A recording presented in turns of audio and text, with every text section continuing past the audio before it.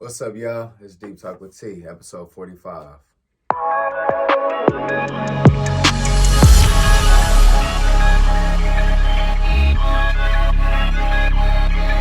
What's up, y'all? I'm Tayÿ Blanson, and I'm just here to chop it up and have this deep talk with my boy T, and see what we can get into. He's good at picking brains, and I'm open. I'm ready for it. And he's a very worthy brain to pick. So before we dive on into it, today's topic of discussion is rewriting the hood narrative. Yeah. Rewriting the hood narrative. We're gonna talk about the past, present, and where we're going, just as a people, culture, a collective overall. And for y'all don't know Tay, so I want to give him the floor real quick to explain who he is and how we even came to be here. All right, so hey, as you know, I'm an actor. I'm in some upcoming films, and I'm in some films that's released. I'm also an artist, a visual artist, mixed media. And outside of that, I'm just a regular street nigga that's coming from Inglewood, and I got something to say. So look forward to my projects. Look forward to just my builds with brothers like this. And that's pretty much it. That's pretty much what I'm on. I'm a father as well. Don't forget that. You know what I'm saying? I'm a single father, fighting for what it means to be us too. Yeah. So you mentioned a street nigga coming from that to the world that you're in with the artistry, right? Yes.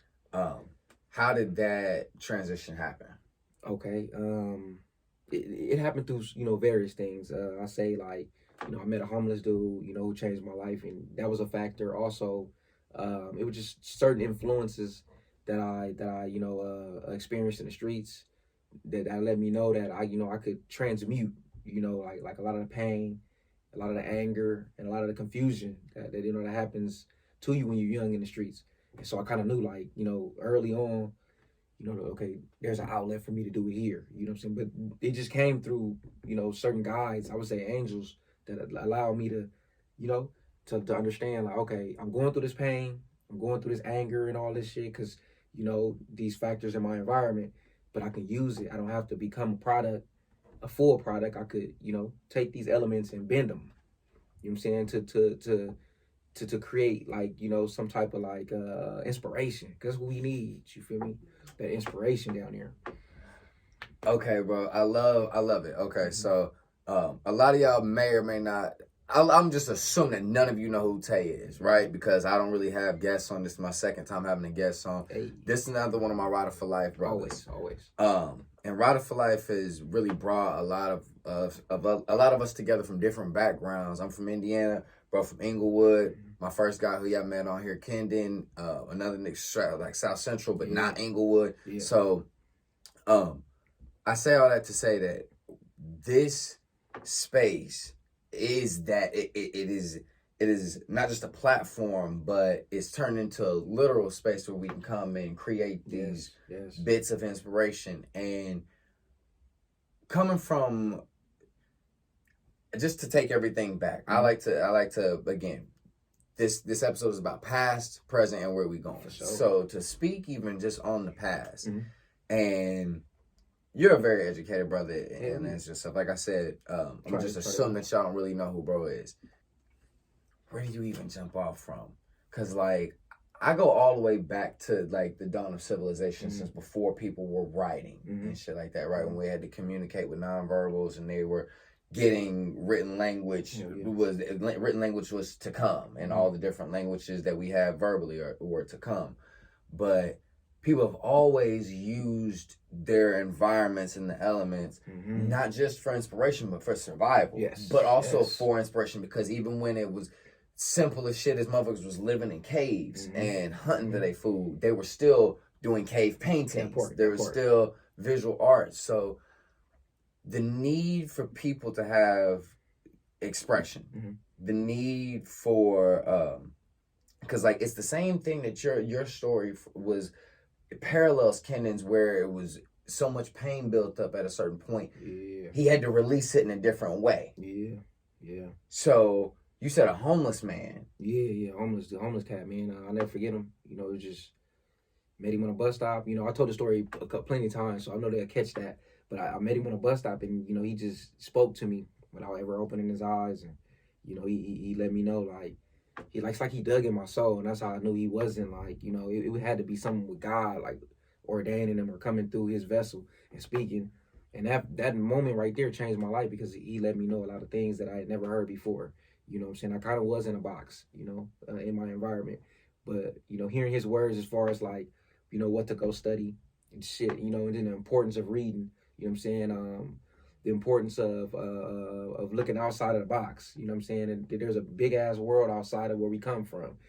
All those things, you know what I'm saying? When you just locked into the zone, you don't know nothing about that. You just institutionalized. You just here. You know what I'm saying? Your everyday functions is like the survival you was talking about. You know what I'm saying? Your everyday functions.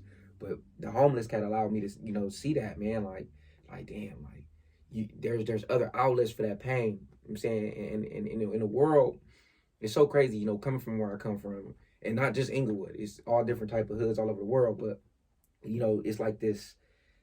Everybody's fascinated with it, you know what I'm saying? But, you got brothers that have come down and want to be a part of it, and it strikes me because what they're so fascinated by, the shine that I guess comes with this, it really be the pain, you know what I'm saying? It's really the pain, you know what I'm saying? And so I just be wanting brothers to know that, like, people are really fascinated with the pain of this lifestyle and how much a person is going through, because pain does, push growth, in ways, but sometimes, too much pain, without an outlet, you can be, detrimental. Like you said, yeah, like your homie Mozzie said, this gangbanging shit ain't as glamorous as they make it seem. No, it's not. It's not as glamorous as they make it seem, and I think that's something like you said, Mozzie, man. That respect to that brother, man. He's a great like lyricist. He's a great writer. The way he puts this game down on pad and on track. I feel like he's one of the most honest, coming from the lifestyle we come from. Because that's real what you just said. It's not as glamorous as it seems. It's a lot going on behind the scenes that, that ain't supposed to be going down. But, hey, it just takes brothers like Mozzie, myself, Kendon, and you and all of us to, change that narrative, like you were saying, fix that narrative, find a way to, offer a rite of passage. Yes. And I'm not even, I don't mean to cut you off, but just to put the force behind it, it's a rite of passage, right? Mm-hmm. So humans have, and this is the same shit I be talking about. I've talked about this in other episodes. Motherfuckers say you need to write a book about this. I'm in the process because I don't be knowing how deep to go with certain things and how simple to keep it, because it's really at a base level, it's very simple. Humans have needs. Yes. It's the bottom line point blank. From when you are conceived in your mother's womb, you start needing oxygen. Yeah. You start needing nutrients, and you don't ever stop needing those things. You just build on those. You need a safe environment, a home. You know what I mean? Your first one is that womb. Yes. Like, and if that gets polluted, you're immediately fucked. Like, I got a little cousin who's a crack baby. Because my cousin chose to smoke drugs while she was in her body, now you have emotional issues that you have to deal with for the rest of your life and shit like that. Like, so food, water, shelter. Anybody familiar with psychology may be familiar with Maslow's hierarchy of needs. Yeah. Self-actualization. Self-actualization. Yeah, you need that housing. That's like one of the first things, you know what I'm saying, that a person needs to self-actualize.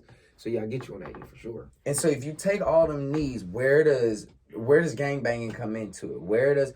If you look at any environment, everybody's just doing the same thing, right? This is this big ass globe, and you take the beginning of civilization, which started in Africa. Scientists don't debate that. Everybody just says that we came from Africa. Some people never really left, and some white people just kept exploring. And as you explore and everybody get these different languages and different cultures and religions and art and all that other shit, and then they start to colonialize and conquer people and move people here, and slavery gets there, and you wash out people's history. Everybody still is looking for the same thing: food, water, shelter. Yes. They just do it in different ways. You eat certain ways based on your environment, what's available. It's true. So when it comes to something like gangbanging, people are looking for a collective identity. Like Nip said that in one of the things. You're looking for a collective identity, and you find that through these outlets, through these gangs, through these goals. And without any essential elders, those become the elders, the OGs. Like, in the process. So this is where rewriting the hood narrative comes in for me, right? Because This is an educated brother who came from an environment that fostered a certain type of mentality. The same way Ken is an educated brother who came from a certain type of environment that fostered a certain type of mentality. For sure. It didn't, and thankfully it didn't take them under, it redirected them. As you redirect your course, you remain a voice for the hood. You remain a presence in that environment. What does that rite of passage look like in the modern day era? And to you and to the little homies that you would kick game to, if you just had all the little homies from infinite hoods, all the hoods across the world listening to you, they'd be like, what should I do then? Okay. 14-year-old you. Hell yeah, I'll say this, man, because like touching on what you said earlier too about the coming outside, gang banging, and finding that collective identity. If we understand that, the system broke families. You know what I'm saying? So, I came from a, single mom household. You did. My pops died at, when I was 2 years old. So I didn't get to really have that from him. You know what I'm saying? So with that, I became a man child. Like all my other homeboys that's gang banging, whether they didn't have a mom or a father. You know what I'm saying? Sometimes they didn't have both. And what it is when that family breaks, we go outside and we try to create a family. You know what I'm saying? Because that's just human nature. You're going to try to find a family because you're watching it on TV. It's hurting you and shit when you're watching it because you don't have it at home. So we created that in the streets. And I think young brothers understand, like, okay, that's something that we created to numb ourselves or to fill that void and not having a family. Then we got to, treat it better. You know what I'm saying? It can be treated better. I believe that rites of passage would be like, hey, you know what I'm saying? You don't gotta, live like a 90s OG, you know what I'm saying, who served like 30 years in the gang, busting and selling dope, you know what I'm saying, in the community. You ain't gotta live like that, you know what I'm saying? You really could take this, street shit and like we talking about, change the narrative, you know what I'm saying? You could let people know and understand that we coming from broken families and we ain't just some hoodlums and some heathens running around, doing whatever we want, causing mass destruction on society, because that's not really what it is. And I think that, a lot of people try to paint it as that. And also, a lot of brothers just bite into the narrative of that and just say, fuck it, I'm going to be that. But that's not what we are. We ain't mindless. We ain't savages. We ain't demons. You know what I'm saying? We ain't never really been that. That ain't never been cool for us. So just being true to yourself, man. Understanding, look, you come from a broken family. It's a lot of pain there. But it's ways that we can outlet that pain, bro. And ways to outlet that pain look like this art. It look like the fact that me and my brothers get together and we work out. Yeah. It looks like the fact that Kenan turned his life into being a vegan. It looks like the fact that we all eat more consciously. It looks like the fact that I stopped drinking. It looks like the fact that we pool our resources together and end up with places like this, that we can come together on the first of the year when everybody else is relaxing on the weekend. And this is us offering back. This is us having a conversation because he is an inspiration to a lot of people where he comes from. Not just because of what he's done in the streets, but because of how he's pulled himself out of that and kept who he is intact. Because a lot of people, they can't do both. They can't remain true to who they are and the experiences they've had, and while still being able to grow out of them. Yeah, it's true. Because they end up either stuck in them and saying, I got to keep it real. I can't ever go outside of this and change. Or they try to deny that that's what they, and in that denial, which I've heard some very well-intentioned, intelligent people who don't come from that environment try to say that that's what you're supposed to do. You work to come up out of those places and get rid of that filth. Say that, yeah. And it's like, bruh, you're throwing babies out with bathwater. Literal babies. Who have no other guidance than someone who has come. They're not going to listen to somebody who didn't come from this. And then they don't have any other way out other than to see the people who have made it. They don't. So if you have someone like Tay who can come in and say, I've been in that world. I see the opportunities that it has to it. Because there's glitz and glamour to every world, right? Gangbanging has this. There are some elements of glamour to it that make it attractive to people. Definitely. But if you see the dead end long before you get down the road, you gotta know how to divert.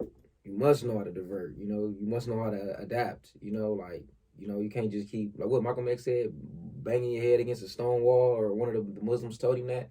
It's the same thing with gangbanging. You know what I'm saying? If you know, like, hey, this shit gonna end with jail or death, you know what I'm saying? You gotta know, like, all right, I can't bump my head against that stone wall. I gotta make a new path, make a new way, because it's a lot of young brothers coming up behind us too, like big time. A lot of talking about super young. I've been watching them join now, even younger than like fucking 11. You know what I'm saying? So it's crazy. So because we got that, we got responsibilities, and I know that's not something that we always, it's not something that we have in our community that we want to do. Like a lot of people, I ain't no fucking role model, and I feel them though, because some of them been poor their whole life, and they just want to live their life once they get it. But we gotta understand we can't be selfish like that. We really in a war, you know what I'm saying? Not just amongst ourselves, but there's an outside force playing, the hand above it, and so we just gotta know once we make it. Once we come upon our dreams and make them reality and manifest, we got to be able to get back, man. We got to be able to at least show some type of inspiration, pull back up, talk to these young dudes, and be like, I feel where you at. I can't even knock where you at. I can't even talk shit where you at. But just know it ain't the end, because a lot of them believe it's the end. A lot of them don't have no hope in the future, none of that shit. You know what I'm saying? So that's just what it is. And that's what they need. Is that hope? Dealers. It's hope dealers, Mm-hmm. and being that as you continue to get success, because I've never been someone who tried to play myself out of the reality of what things are. Kids think certain shit is cool, so if you don't have a certain amount of success, and it's not just kids, adults, if you are talking something and the things that are around you aren't attractive, the world that you live in, the habits that you exist, the character that you embody, if those things aren't attractive, then your message isn't going to be attractive or appealing to people. And so people go off image. They do. And so as you succeed more, it's going to take more than the image to uphold it. It's going to take the characters and the principles and the spirit, all that. The things that you can't buy and that you can't fake. True. But by the same token, you have to be able to put something you have to be able to make the dish look good to get it ate in the first place. And again, going back to rewriting a narrative and looking at the past, looking at the present, looking at where we're going, I look at the things that human society and civilization have done well throughout the ages, which is community. Okay, yeah. Individuals can't exist on their own. No, not at all. And never have been able to. Interdependent people. And always have been. By science, yeah. And so you're not going to get rid of groups of people, but what you can do is redirect their activities. You can redirect the mindset. If you create a conversation about community and you create educational opportunities for people that inform them of where they come from. If all these people understood their interconnectedness and as humans, and like the divide and conquer shit was out, you know what I mean? All the ideas of divisiveness were out. Then you can move forward with that much more force because you have that many more people willing to buy onto the same program. How long do you think it's going to take you to build a boat by yourself with one of your homies? Versus if 10, 20. Man. You know what I mean? Yeah. It's just so many more things that you can do. And that's the case with anything. If it was just JT, he probably still wouldn't have this right here. He couldn't have all these plaques and all these other things because he got other people's pictures on it and shit like that. But at a certain point, it's the collective coming together. Yeah, that collective enterprise. He right about that, man. For real. So understand it. Like my cousin sells bean pies and papers. He's with the Nation of Islam. He sells bean pies and papers on Crenshaw and King. Been awarded national NAACP active community man of the year at some point or some shit like that. Like he active in the community. He's out here, and he's got one of sayings: "Shop with your brother, for you shop with another." I was just watching. I agree. The community economics, the community of understanding of artwork, just the interdependence in real time with action. That's how you get a community moving forward. Yeah. That's how you get a community redefining itself and not having kids lost to lack of guidance, to misguidance. Misguidance, for sure. Misguidance, yeah. And like you talking about the economics, I would advise people to tap into Powernomics by Dr. Claude Anderson. He kind of breaks down a lot of the intricacies that you're talking about as far as us coming together and being delved into collective enterprise and learning that, we don't got to play the individualistic route so hard. You know what I'm saying? Like, okay, it's okay to be individual because we all got to self-actualize as individuals. But within our self-actualization, coming together as brothers and being collective and putting things together, like you said, you feel me? That's always gonna be the key.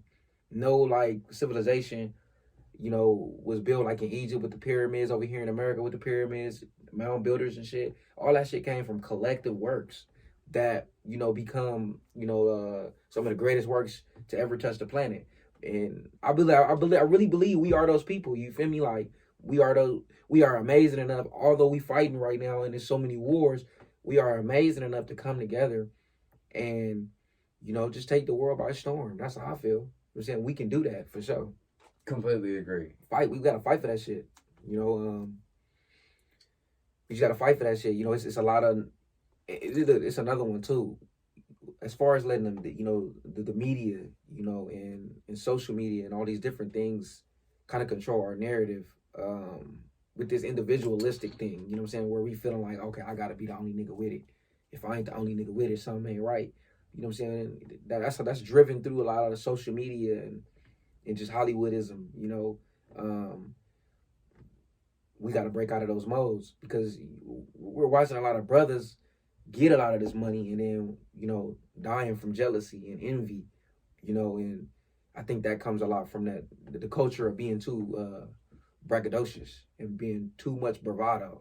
You know what I'm saying? That comes from the individualism when a nigga got like 30 chains on his neck. Then you want to walk through the hood where niggas is still like trying to figure their way out and figure out how to get their plate.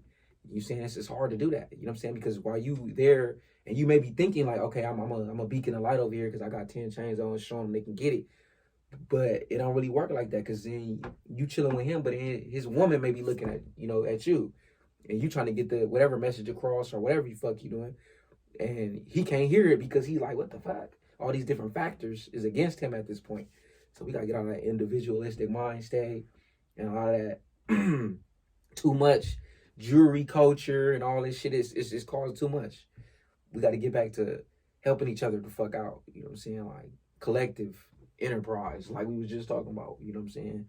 We need it in the streets. And this comes from a man who really be organizing donations and drives and things like that. We really touched the pavement. And that was a beautiful day. Yeah, it was. And I mean, all on his initiative, but it goes back to what you were saying as far as people being like, I ain't a fucking role model. Yeah. You may not want to be something, my nigga, but regardless of whether or not you want to be, you are. Yeah. Like, and because people learn from behavior. There's something in everybody's brain called mirror neurons. And that's how we learn. Your brain sees somebody else do some shit, and in your mind, it plays you doing the shit back. Wow. So that's how you learn. You know what I mean? Like, and that's why when you see somebody get injured, you be like, oh shit, because it's like your brain is like playing yourself being in that position because that's how it's learning. And if you, again, people watch. Kids are impressionable, but adults are impressionable. Mm-hmm. You watch somebody do something, they're mimicking, they're modeling a role, whether or not they want to or not. And so this whole idea of the individual society, and I mean, that's particularly rampant here in Western culture. Yes, like Eastern cultures will talk about that being the case with us. Like we think individually and we don't. There's less social cohesion and less social conformity, which in a lot of ways is a beautiful thing because you end up with very individualized, self-actualized people. Unique. But by the same token, you run into a headway. And I have a friend, she's in a PhD program right now, and she talks a lot about the colonization of education. Ooh. And really about she kind of has an issue with Maslow's hierarchy of needs being like the top part of it being like a self-actualization thing. We've had conversations because I don't think that it has to be seen through this lens of a purely individualized form of fulfillment. Mm-hmm. Like my personal idea of self-actualization involves the R growing. It involves me and all my people being able to work in a space where like we have this one room studio with an office is like we got meditation rooms and workout rooms and editing rooms and writing rooms and sound studio we can film and all these other things where don't nobody have to have no side hustle or nothing else like that. It's just everything is self-fulfilling from the inside of that. That's a community vision. It is. It involves in far more than just me. And so self-actualization can look like communal actualization and community activation. Okay. And that's where we kind of talk about that the idea that there's a lack of there's a limit to the amount of fulfillment that you can feel just fulfilling your own selfish desires. Okay. But like when people like you got a kid, so you know that like doing for yourself is only self-fulfilling. But like when you do for your son, there's an endless amount of joy that you can get from that. You feel it, yeah, definitely. And innate. And even if you don't have kids, learning to be able to get outside of yourself is the most fulfilling thing you can do. Robert Greene is my favorite author, and he talks about this. Put me onto that. Yeah, I need to go get the Daily Laws, by the way. That's a new one. But he talks about an art of seduction, how most people are locked into their own world, thinking about them, what they need, their own insecurities, how they think the world thinks about them. And the most seductive thing a person can do is get outside themselves. You enter in somebody else's spirit, you enter into their world. You immediately become more attracted to them because they sense that I'm not even going to say care, but you're giving them attention. And most people don't even know how to give full attention. That is void of their own self-talk. That's real. I can agree with that. Yeah, for sure. Heavy. So when you learn to give that type of attention, that just creates a whole different type of dynamic. But again, it involves getting outside of yourself. And that all comes back to this whole idea of living as a beacon, or as an example of who you want to be and what you want to see in the world. And if you are so short-sighted that you can't see that traditional gangbanging came from a certain place of protecting the environment, protecting the people in the environment against crooked cops. That they were the first people to give out free lunches in Chicago. True. That like these were Black Panthers and shit like that. Yeah, like, Bastards of the Party, man. Watch that documentary, Bastards of the Parties with the Crips and Bloods war. That's it. So if you are doing all this without history, then you're not fit to be a leader in the community. And if you are a leader in the community, then you need to have your history in check, understand where all this shit came from. And the only way to make it make sense going forward is to enterprise legally. Teach young men how to become business owners. I got a little cousin who was 13, 14 running the streets. Daddy been on drugs. Auntie or his mom been on drugs. Got taken away from their family into the system and watch this, that, and the third on bullshit. Yeah, you feeling pain. And you feel it. And every time I'm with him, I'm like, I gotta kick the game to him like he's a grown man, because that's the only thing he's going to hear. Any of that other dare shit, anything that like I'm talking to him like an after school special, he's gonna look at me like I'm goofy. Yeah. Like I've been in the streets because I know what it is. I don't care if I'm a teenage boy, you have to talk to me like I'm a grown man. He's a man child. He is. And because he got exposed to that shit early enough. The things that I be teaching him, bro, in 5 years, you could walk around with 5 baby mamas at 18. You could have 5 baby mamas in 5 years, and I know niggas who did it. I know niggas who did it, so it's not a fucking game. They end up with little boys out here who have no daddies or segue daddies because that boy wasn't ready to be a man. Yet he end up fostering a whole bunch of little boys. And then that's how you end up with people with no guidance. Yes, sir. So we got to be pillars in the community.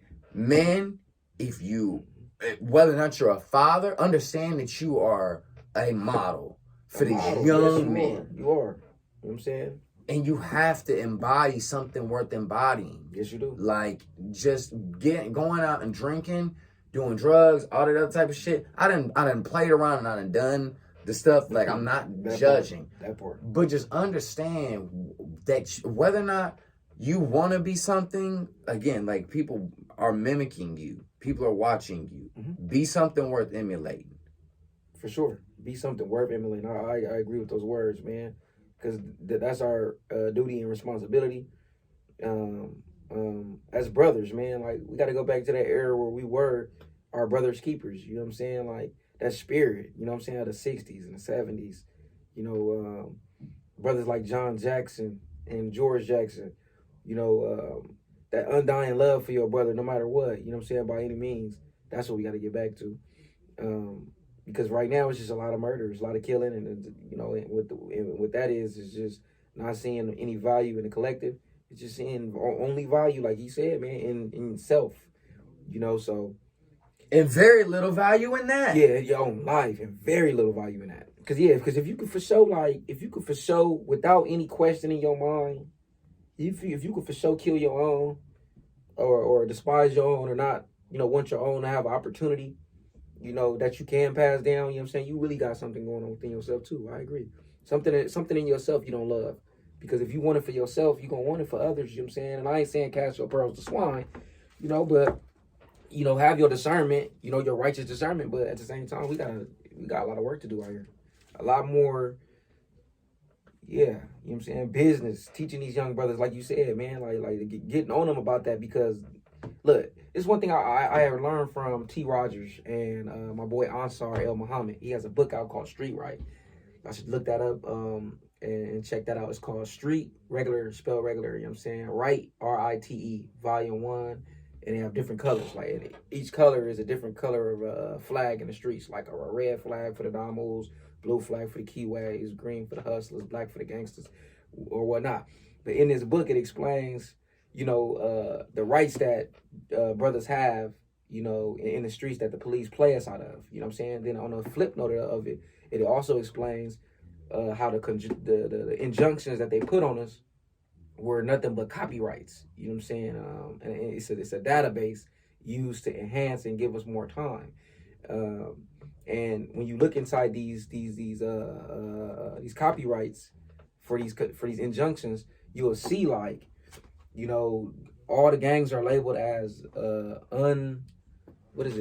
uncorporated organizations. You know, so that's what for off top make them, you know, a target to American society, because, you know, it's all about corporations in American society. You know what I'm saying? You know, corporations kind of run everything.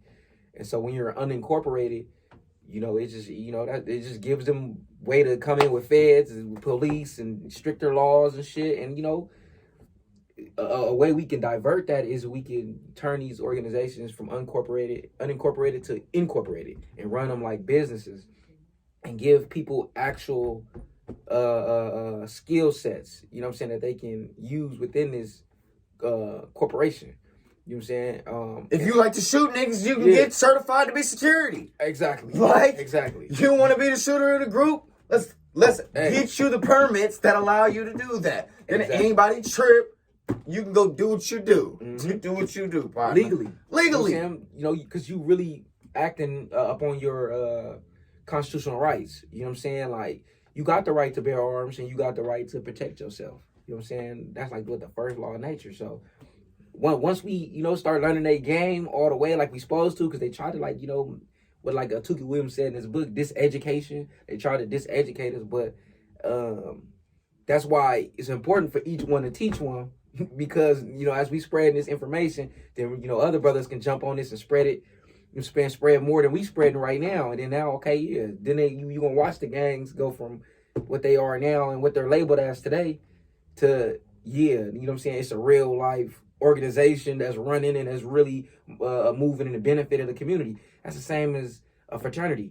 Because, you know, when I was up in Oakland, you know what I'm saying, I used to steal education. I used to go on a little campus with a backpack, go in classes and all that and shit. But one thing I did learn is being around those fraternities and sororities, it was like, to be 100, it was no different than gangs. And I hit a corner and see the little big ass letters on the house. I'm like, damn, that's crazy. You feel me? And I couldn't help but think, like, damn, what if, you know, on my block we had a house like that with the big old letters up there, you know what I'm saying? Like, why is that not seen the same? And then, you know, they do a lot of the same thing, like the hazing. Yeah, initiation, you gotta get put on. It's a put on. It's the same thing. It's just a little different because, you know, we gonna fight each other, but, you know. And some of them, they squabble it out too. Okay, yeah, see, and those worlds are the same. Those are looked at as acceptable to society, based on, you know, where it was founded from. And I think that we can get that same thing going in our community if we stop being terrorizers and stop destroying. And it's not our fault because we've bitten to something that they've shown us on the screen. So I understand how it works. You just talked about that brain mirrors it. So yeah, if we can get better narratives of what this means, I'm telling you, man, these gangs have changed. Because even the word gang, you know what I'm saying, it's illegal to be in a gang in California. You know what I'm saying? So that's something to note. And it's something to note for the young brothers coming up, getting on screen and interviews and music and claiming to be a part of a gang.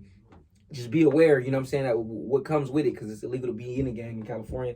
And also, it comes with stricter enhancements. I mean, come on, I know I've been in that courtroom, man, getting slammed and shit. You know, the enhancements ain't no joke. When you commit a little small crime or you get caught with a firearm and they say, okay, that firearm gonna carry 2, but you got this gang enhancement because you're a part of this gang, and now you getting somewhere next to 7 to 8 years. So, you know, we gotta, because they've caught on to our lingo, because they sat around, okay, they're gangs, okay, we're gonna make this illegal. We're gonna criminalize this gang shit. So we gotta know, okay, it's time for us to adapt. We gonna have to call it a different name. Well, like you said, it's unincorporated. Unincorporated is a big ass banner for black market. Like that's all it is, unincorporated. Like, and that could be anything. Like, it doesn't matter if it's gang activity or if I go up to Hollywood and I'm getting money out of a theater. If I'm pulling in seats every night and I'm not paying taxes on that, the government got a problem with it. They gonna step in. Like, they gonna step in and say, hey, player, this ain't working. Where is it? Because they like the mafia. We want our cut. This is our shit. We regulate it. We protect you. We got the military and all sorts of other shit. We want our cut. And so if you're gonna operate, like, again, if you are gonna operate, what's the goal? Like, every company has like a mission statement, right? So like, if you are gonna be with the Bloods, if you are gonna be with whoever, what is the goal behind it? And if you have, again, if you take something like an organization from the streets and then you incorporate it, one, you better be actively involved with them people, because otherwise somebody gonna have a problem with you in the streets. For sure. But that being the case, if you have people who actually are, that's what every street hustler does. That's what Jay-Z did. Billionaires. You take the money that you made illegally in the streets. Don't talk about it. Don't talk about it, please. Watch that shit. And figure out a way to leverage yourself too legit to go to quit. Yes. Till you were too legit to quit. Once you get all that shit, that's a whole nother past. And then you don't even worry about that world no more, because you are so far into legal money making. Yep.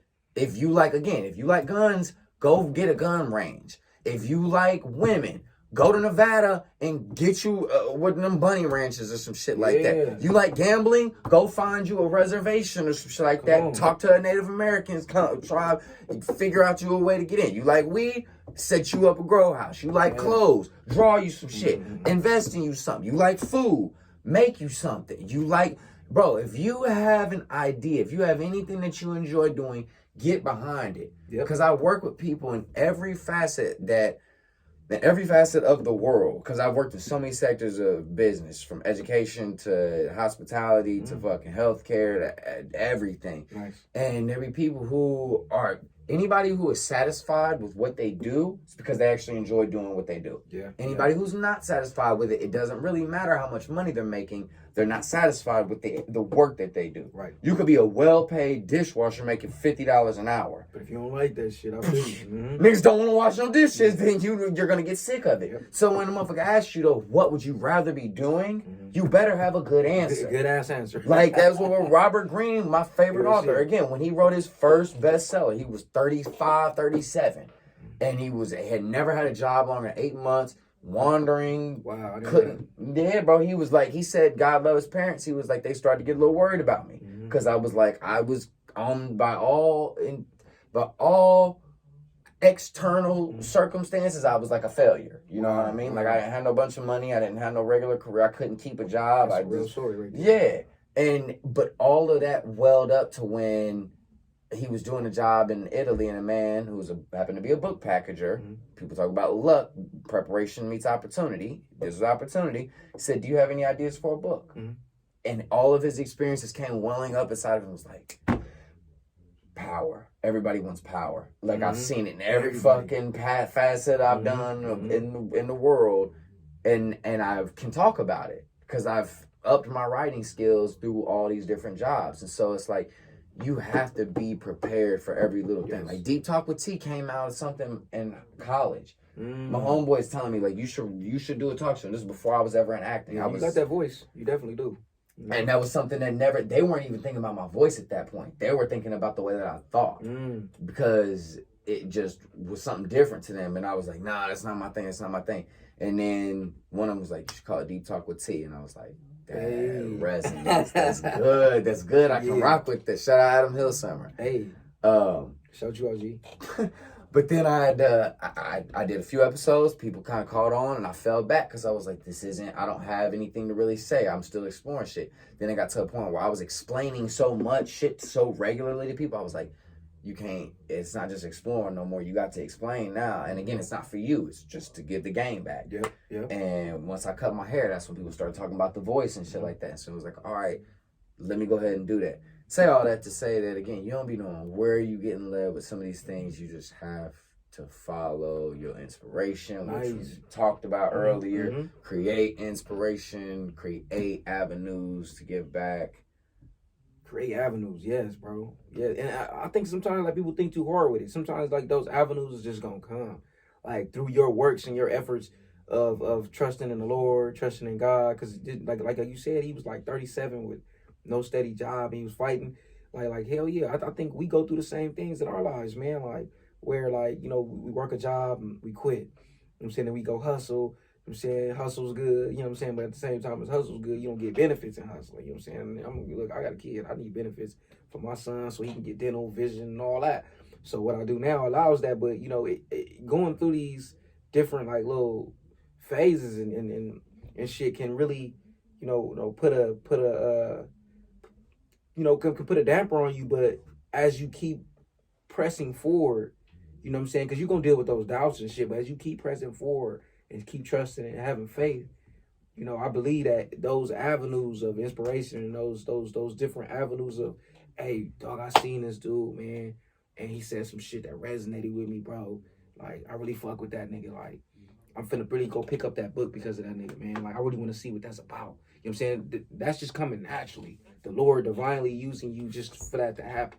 And I'm a real firm believer in that for us not to think too hard into creating these avenues. Just follow the instructions. Like you said, follow that flow. Follow that flow is the instructions from the Lord. To me, also, I feel, in my opinion, and as you follow in that flow, those avenues create themselves, man. Like, it's like it come out of nowhere, and you be like, what the hell? Like, I didn't even think to, what the fuck? Like, but that's the amazing part, because it shocks me. As it's shocking people, it shocked me. Like, what the fuck? I can't believe I'm even in this position to do that. But I'm thankful and grateful, man. Like, for real. Those avenues are everything, though. And along the lines of, because I want to touch on what you had said about the fraternities being like the gangs. Yeah. And how they're more acceptable because the aim, the mission statement, the people understand that it's supposed to be networking. It's supposed to be one, like you said, each one teach one. If I get a job, a good job because of my big homie, because of my connection, and I can reach you down, and we also in the same fraternity. At a certain point, like in colleges, they might, like the fraternities might have like competitive competition amongst each other. But in the real world, they don't care if you're this and you're that. Like, oh, you pledge, you're Greek. You did something. And then that's how you end up connecting with people and shit like that. Because it just shows that we underwent a similar process. Same way you in the streets. Oh, okay, if we don't have no beef or no shit like that, you went through the same type of shit I did to be a part of this.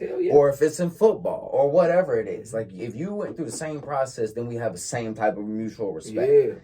And if you give goals to these street cats that elevate them, not go on a mission and go shoot up the next random neighborhood, not go do some stupid shit like ride around with your headlights off and the first one to signal that your lights is off, shoot them. Like, not no stupid shit, but some shit that actually elevates them. Yes, sir. Like, yes, sir. we're gonna show you what programming looks like and how if you talk to yourself a certain way and you work out a certain way and you eat a certain way, you're gonna look a certain way and get a certain amount of money and get a certain amount of respect. Women are gonna be attracted to you in a certain way. Like, this is other men will respect you in a certain kind of way. Like, this is how you deal with conflicts. This is how you deal with education opportunities or employment. Like, all of these things are interconnected. Yes, very interconnected. And we need, and that's one of the things, like, you know, I know you've heard the saying before where in the streets, like, they look at intelligence and you know, knowledge and shit like that as a weakness. And that's a stigma that we got to break, because we need brothers that's like doctors that then grew up on, let's say, Degnan Street or some shit, right? And he became an MD, and we need him to still be able to, shit, if he can't live there, at least come back there, you know what I'm saying, sometimes, so the young brothers can be like, oh, shit. Degnan in the hood, for anybody who's not familiar with LA. For sure in the hood. I'm not sure exactly what, because it goes through a couple hoods, but that street, you know what I'm saying, will be like, it's predominantly black. It's an urban inner city community. And I was watching this documentary a while back. I don't know if it was Ice Cube or somebody. Ice Cube was on there though, but it was explaining how, like, back in the day, right, a doctor would be living right in the same community he grew up in. So when the young kids was outside playing ball and you know, doing what they doing, they're able to see a surgeon coming out the house, a black dude. You know what I'm saying? Then they're also able to look down there, oh, that's that basketball player, Magic Johnson. He still live right here. Oh, there's go Paul Mooney, the famous comedian. He still live right here too. Like, you know, and those are those people became the pillars of the community for the young brothers to come up after them, fill positions as they fade out. You know what I'm saying? Because that's just life. It's a cycle. But the gangs, man, if we adopt that mindset, you know, I think that it'll be a lot more prosperous, because it falls in line with what we're talking about with the fraternities. You know, how the mission statement, our mission statement needs to be that we need people all across every sector of job. You know what I'm saying? To be a part of this, because that would, I'm telling you, like, the meetings wouldn't be like, you know, the way they are. It'll be more meaningful. Like, young brothers will get things out of this shit. You know, I got homies from my hood though. That's real though. That really got shit. That you know, that really are beacons. That are great fathers. You know what I'm saying, and all that. And you know, shit. You know, hearing them speak sometimes, man, it just like it makes me feel good, because I'm looking at the young brothers and they get to choose who they gonna follow. They're gonna follow the killers. You know what I'm saying, knowing what come with it. They're gonna follow the robbers, knowing what come with it, or they're gonna follow the nigga that really own real estate in the hood. You know what I'm saying? So, you know, the nigga is really talking about, look, I came from the same shit, but check it out. I own this, I own that, I own this, and I own that. Shit, to be real one, I'm gonna follow that. I'm gonna follow somebody that has a real platform laid out and that show how they manifested the success in their lives, but still can stand right here, you know, where they started at, man. That's real. That's important. That's very important, and it goes back to what me and Jazz was talking about earlier. Ooh, okay. About instant gratification. Yeah. Oh, yeah. Speak on that. Are people having such a fixation on instant gratification, and that's why because again, it all comes back to objectives, right? Why would you rob somebody? Because you want some money. Why would you kill somebody? Because you want a position. You want something. You know what I mean? You want the social clout. You want to take what they got. And then it comes to that. Whatever is the case. But, like, the real estate offers those things and more, because it's more money. And it's continual money. It's passive income. And it's legal. So why would I choose the shorter, less profitable, illegal one that's gonna, like, definitely carry some sort of consequence, because I gotta watch over my back. If I rob you and I get away, then I gotta worry about you or somebody come trying to take it from me. If I kill you, somebody, then I gotta make sure that all the things that come with a murder, like all the things that go along with that other shit, don't go along with this. And matter of fact, if I end up killing somebody in the process of doing some legal shit like owning real estate, but they tried to run up in my shit, I'm still not worried about like what happens. You ran in my property and I had to kill you. Like I got the money, but I got it legally, so I'm not worried about somebody coming trying to take. You know what I mean? Like I got defense for that. I have defense for that, and even if it comes down to the point where you take it, I have insurance and all these other things. That's not even out the streets. Like, oh, I hit a lick. Somebody came and hit a lick on me. Now I just have to go hit another lick to get it back because there's no insurance coming or there's no other way. Or, it's just stuck. You're stuck. Empty cycle. Empty cycle. Me and Kenan talk about that. So it's the inability to see longer. And like you said, you can't, when you see what people have been fed, you see people not having any sense of, what I don't have for anybody is any sense of sympathy. Yeah. Because niggas are choosing differently. And if you're not choosing differently, you don't have a fucking excuse. You don't have an excuse because where you come from. You don't have an excuse because of the color of your skin. You don't have an excuse because of what your ancestors have been through. It's the truth. It's bottom line, you have to make different choices. The world ain't giving no excuses. They'll spank you for your ignorance. So have patience, have vision, commit yourself to something that is beyond yourself, bigger than yourself, that you can give yourself to. Or fall victim to the short-sightedness, man. Definitely. Hey, man, instant gratification ain't never really been it, because, my grandfather used to tell me all the time coming up, like, until you earn it, it ain't going to be worthwhile to you. You know what I'm saying? He used to always tell me, and I used to be like, damn, my grandpa tripping on me, man. Like, my circumstances and all that, but he kind of saying the same thing you were saying right there, man. Like, my grandpa didn't have no sympathy for none of that shit, you know what I'm saying? Like, he was just like, look, watch when you get up and work for it, it's going to really feel like something to you. You know what I'm saying? All that fast shit and all that, I guess it come with consequences, and it can come with shit that, you got to live a little different, very uncomfortable, you know what I'm saying?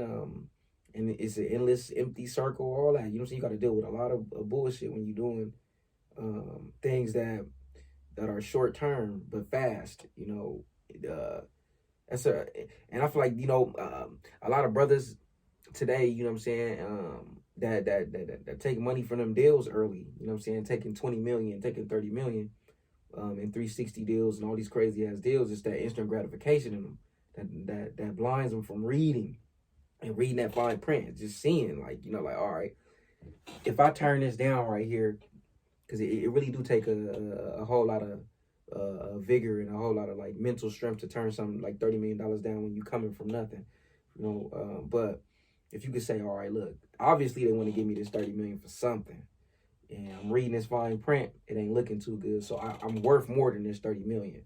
So let me sit down and let me put together them long-term strategies to get this shit, because it's not hard, man. Like, we give so many other communities and nations our shit that we don't even have to give. We just need to find out the ways to push these, because it's the internet is here now, you know what I'm saying? We don't really need a lot of these platforms anymore. So really what it takes is diligence. It takes being a researcher, and these are things that we got to adapt that they didn't really make favorable to us in underfunded schools.